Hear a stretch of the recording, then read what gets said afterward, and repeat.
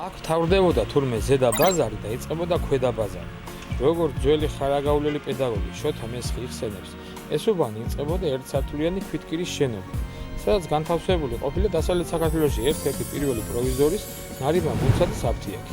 ეს შენობა მე-19 საუკუნის ბოლოს თავად ნარიმანს აუშენებია. მისი მეუღლე ყოფილა ლიზიკო კიკნაძე. ნარიმან გუნცაძეს განათლება ყაზანის უნივერსიტეტში ჰქონია მიღებული. აფთიაქი 1930-იანი წლების შუამდე ფუნქციონირებდა.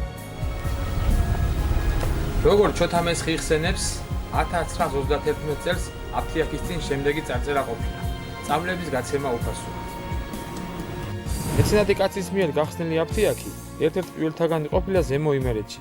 სამწუხაროდ, როგორც სხვა მრავალ წარმატებულ და გამორჩეულად სამაგალითო ადამიანს, ნარიმან გუნცაძის ოჯახსაც შეეხო 1927 წლის სასტიკის სუსხი. შემდეგ კი ოჯახმა დიდი დანაკლისი განიცადა მეორე მსოფლიო ომის გამო. ნარიმან გუნცაძის გარდაცვალების შემდეგ შენობაში ქირით ხარაგაული ცენტრალური აფთიაქი შესულა.